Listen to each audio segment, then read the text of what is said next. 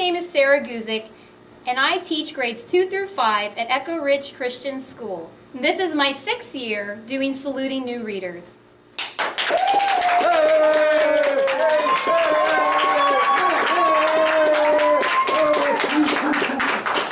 Hi, I'm Paola, and I'm going to read Old Lucy and the Pigeons.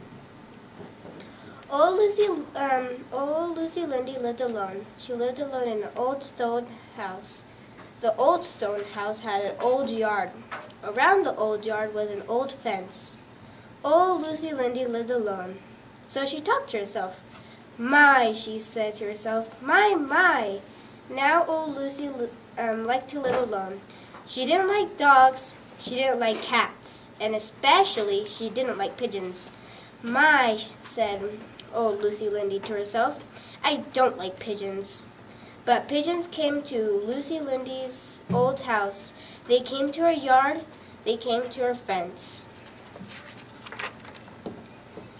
Every day old Lucy Lindy said, Go away, pigeons, go away from my fence, go away from my yard, go away from my house. But every day the pigeons came back. My, said Lucy Lindy to herself, what shall I do? One morning, old Lucy Lindy said to herself, I don't know what I'll do.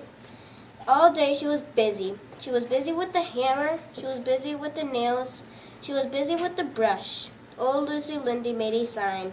The sign said, Pigeons, go away. She put the sign in the yard. Then she went to bed. The next morning, Lucy Lindy went outdoors. My, she said to herself, there were pigeons in the yard. There were pigeons on the house. There were pigeons on the fence. There were pigeons even on the sign. Old Lucy Lindy looked and looked. She shook her head. My, said Lucy Lindy to herself, what stupid pigeons. They can't even read. I have to have it. I need a little stick when I go walking in the street, to poke the cracks as I go by, or point at the birds up in the sky, or whack the trees when I meet. I need a stick to zoom along the fences that we pass. I need a stick to drag through the gravel or the grass. My father says, thank you for listening to me read.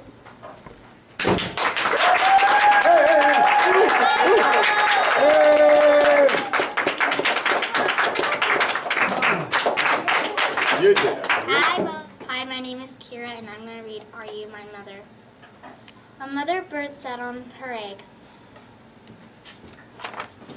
The egg jumped. Uh-oh, said the mother bird. My baby will be here. He will want to eat. I must get something for my baby bird to eat, she said. I will be right back. So away she went. The egg jumped. It jumped and jumped and jumped. Out came the baby bird. Where is my mother? He said. He looked for her. He looked up. He did not see her. He looked down. He did not see her. I will go and look for her, he said. So away he went. Down out of the tree he went, down, down, down. It was a long way down. The baby bird could not fly. He could not fly, but he could walk. Now, I will go and find my mother, he said. He did not know what his mother looked like. He went right by her. He did not see her. He came to a kitten. Are you my mother? He said to the kitten. The kitten just looked and looked. It did not say anything. The kitten was not his mother, so he went on. Then he came to a hen. "Are you my mother?" he said to the hen. "No," said the hen. Thanks for listening to me read.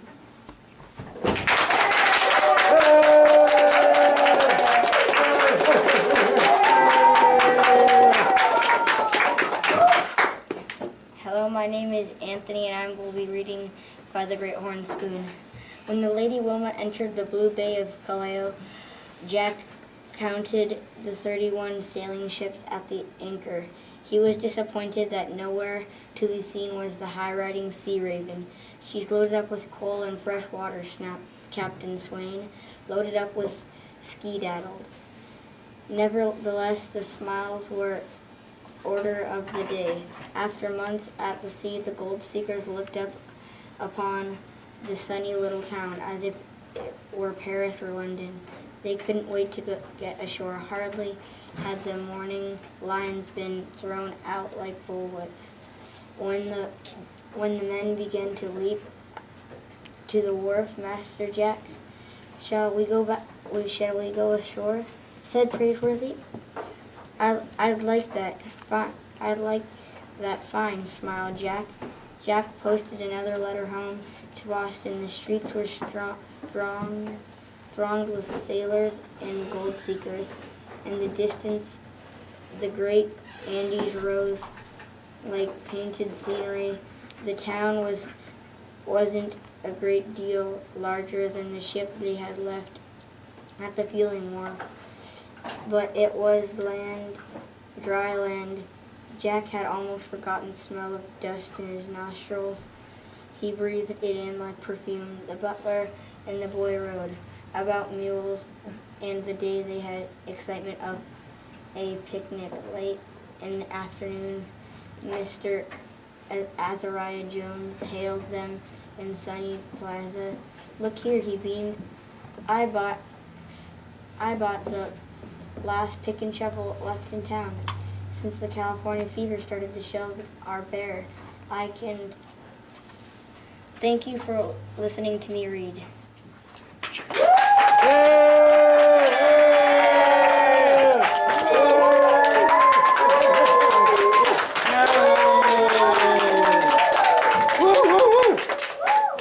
Hello, my name is Josh, and I will be reading the Cricket in Times Square. Meyer heard a sound. He stood up and listened intently. The noise of the shuttle rattled off into silence. From the streets above came the quiet murmur of the late traffic. There was a noise of rustling nothingness in the station. Still, Mario listened, straining to catch the mysterious sound. And there it came again. It was like a quick stroke across the strings of a violin, or like a harp that had been plucked suddenly. And if a leaf in a green forest far from New York had fallen at midnight through the darkness into a thicket, it might have sounded like that. Mario thought he knew what it was. Summer before, he had gone to visit a friend who lived in Long Island. One afternoon, as the low sun reached long yellow fingers through the tall grass, he stood beside a meadow to listen to such a noise. But there was many of them, a chorus.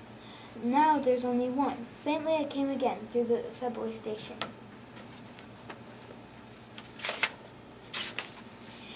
Mario slipped out of the newsstand and waited. The next time he heard the sound, he went toward it. It seemed to come from the one corner, next to the stairs that led up to 42nd Street. Softly, Mario went toward the spot.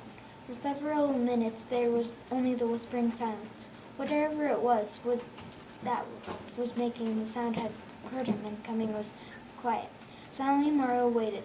Then he heard it again, rising from a pile of waste papers and soot that blown against the concrete wall. He went down and very gently began to lift off the papers. One by one he inspected them and laid them to one side. Down near the bottom, the papers it became dirtier and dirtier. Mario reached the floor. He began to feel with his hands through the dust and soot. And what did... Thank you for listening to me read. Yay!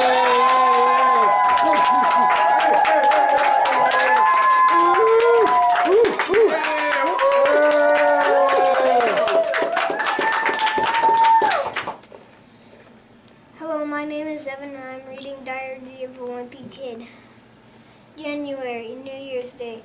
You know how you're supposed to come up with a list of resolutions at the beginning of the year to try to make yourself a better person. Well, the problem is it's not easy for me to think of ways to improve myself because I'm already pretty much one of the best people I know. So this year my resolution is to try and help other people improve. But the thing I'm finding out is that people don't really appreciate it when you're trying to be helpful.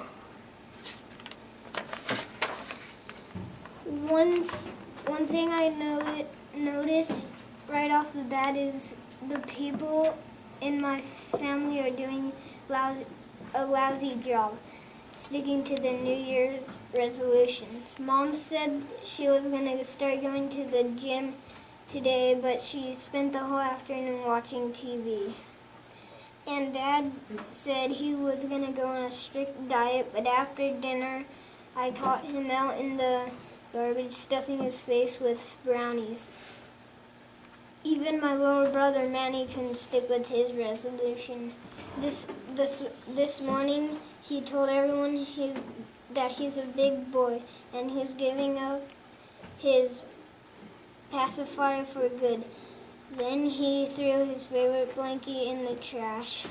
Well, that New Year's resolution didn't even last a full minute. The only person in my family who didn't come up with a resolution is my older brother Roderick. And that's a pity because his list should be about 1.5 miles long. Thank you for listening to me read.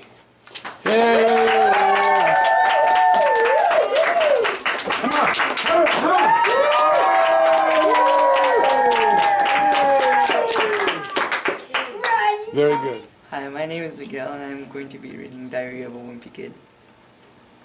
Most people look forward to the holidays, but the stretch between Thanksgiving and Christmas just makes me nervous, a nervous wreck.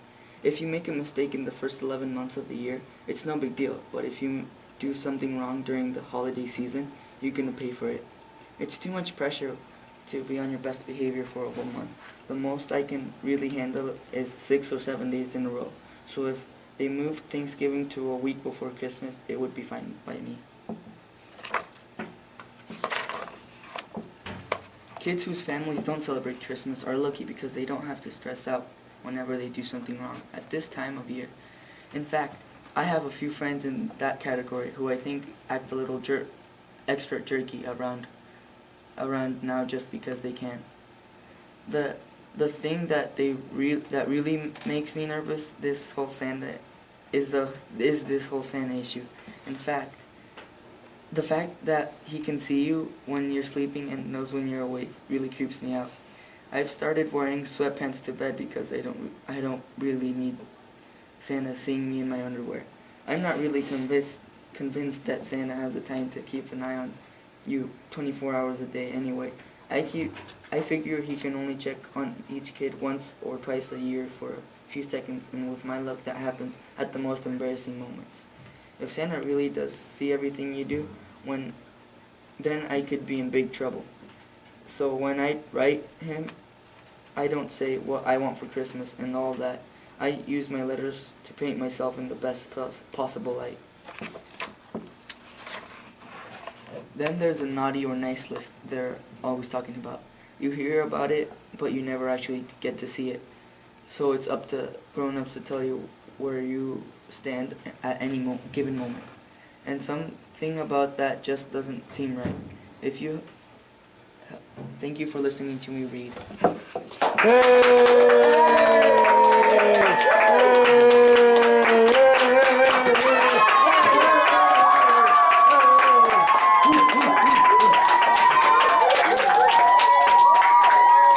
My name is David. I'm going to be reading a book called Chronicles of Narnia and Prince Caspian. Once there were 4 children whose names were Peter, Susan, Edmund, and Lucy, and it has been told in another book called The Lion, the Witch, and the Wardrobe how they had a remarkable adventure. They had opened the door of a magic wardrobe and found themselves in a quite different world from ours, and in that different world they had become kings and queens in a country called Narnia. While they were in Narnia, they seemed to reign for years and years, but when they came back through the door and found themselves in England again, it all seemed to have taken no time at all.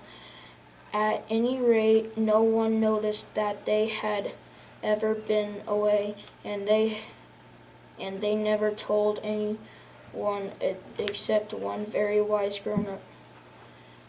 That had all happened a year ago, and now all four of them were sitting on a seat at a railroad station with trunks and play boxes piled up around them. They were in fact no one on their way back to school. They had traveled together as far as this station, which with a junction, and here in a few minutes one train would arrive to take the girls away to one school, and in about half an hour another train would arrive and the boys would go off to another school. The first part of the journey, when they were all together, always seemed to be part of the holidays, but now when they would be saying goodbye and going different ways so soon, everyone felt that the holidays were really over, and everyone felt. Thanks for watching.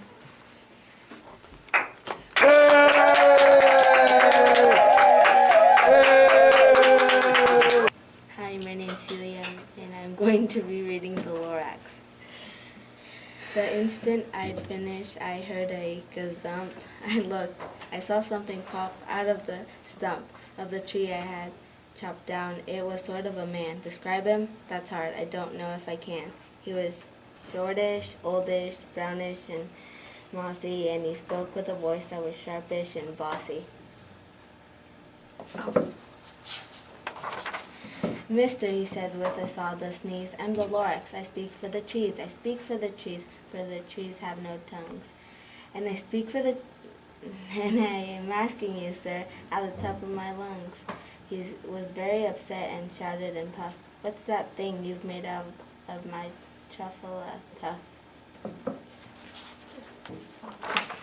Look, Lorax, I said, there's no cause for alarm. I chopped just one tree. I'm doing no harm. I'm being quite useful. This is a need. A need is find something that all people need. It's a shirt, it's a sock, it's a glove, it's a hat. But it has other uses. Yes, far beyond that. You can use it for carpets, for pillows, for sheets, for curtains, or covers for bicycle seats. The Lorax said, Sir, you are crazy with greed. There is no one on earth who would buy that full of the need. But then the very next minute I proved he was wrong, for just at that minute a chap came along, and he thought that the need I had knitted was great. He happily bought it for $3.98. I laughed at the Lorax. You poor stupid guy, you never can tell what some people will buy. I repeat, cried the Lorax, I speak for the trees.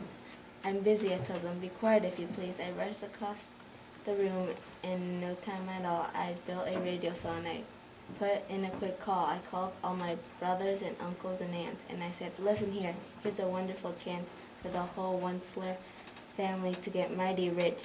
Get over here fast. Take the road to North Ditch. Turn left at Week Hawkins, sharp right at South Ditch. Thank you for listening to me read.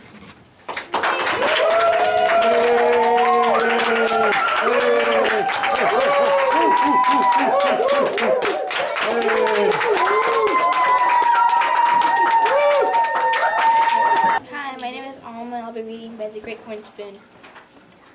Chapter 1, The Stowaways. A sailing ship with 2 great side wheels went splashing out of Boston Harbor on a voyage around the Horn to San Francisco. Below decks, in a creaking darkness of her cargo hold, there sat 18 barrels of potatoes. Inside 2 barrels, side by side, there squatted 2 stowaways. It was not once upon a time. It was precisely the 27th day of January in the year 1849. Gold had been discovered in California some 12 months before now. In a rush, the gold rush was on. The good ship Lady Wilma, overcrowded the heavy in the water with her cargo, thrashed her way to the sea. Her paddle wheels churned, and her smokestack stained the frozen winter sky like ink. She was bound for the gold fields with 183 passengers, now counting the stowaways. Hundreds of gold seekers had been left at the dock, clamoring for passage. The California fever was sweeping through the cities and towns and villages like a heady wind. Men were buying picks and shovels and trying to get from the east coast to the west as soon as possible, and all at once. On the second day at sea, just after dawn, the lid rose silently off the potato barrel. Cautiously, a man raised his eye above the barrel and to look about. Slowly, he unfolded his long arms and legs. Then he stood an elegant gentleman with a black broadcloth coat. He would be the first to admit that being folded up in a barrel with a bowler hat that balanced on his knees was not the most comfortable way to travel.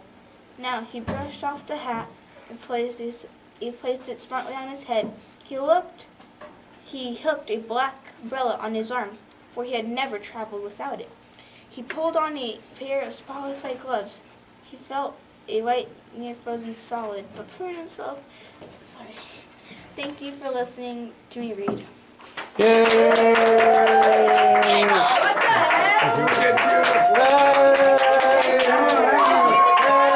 Hi, I'm Bailey, and I will be reading Alice the Fairy. My name is Alice. I'm a fairy. I'm not a permanent fairy. I'm a temporary fairy. You have to pass a lot of tests to be a permanent fairy. I have wings so I can fly. I can't fly very high yet, but I can fly really fast. This is my magic wand. This is my blanket. Fairies use magic wands to change frogs into princes and things like that. I changed my dad into a horse. Once my mom made cookies for my dad, so I turned them into mine. I felt bad about the cookies, so I thought I'd whip up a new outfit for my dad. Did I tell you he's the Duke of Morningside Drive? Well, he is. The clothes were too hard, so I made him a new crown instead. With my magic wand, I can make leaves fall from the trees, and I can draw pictures on water. Sometimes I use my wand to disappear, but that's kind of scary. I'd rather use my blanket. Of course, I also have a magic mirror.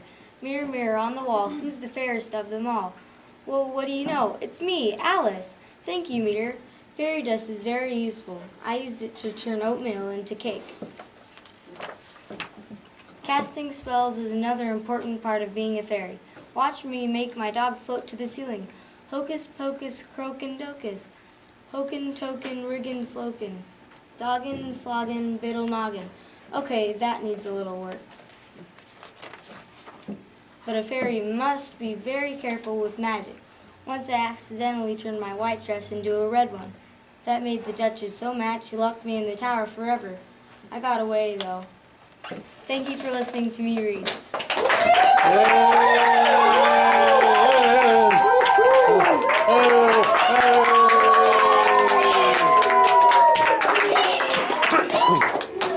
Excellent. We love reading! What do you love? Reading! And what school do you go to? Echo Ridge Christian School! And who's in second grade? Me! Who's in 3rd grade? Me! Who's in 4th grade? 4th grade! Who's in 5th grade? 5th grade! And who's your teacher? Miss Guzik! And who's the best teacher in the whole world? Miss Guzik! Hip hip hooray! Hip hip hooray! Hey!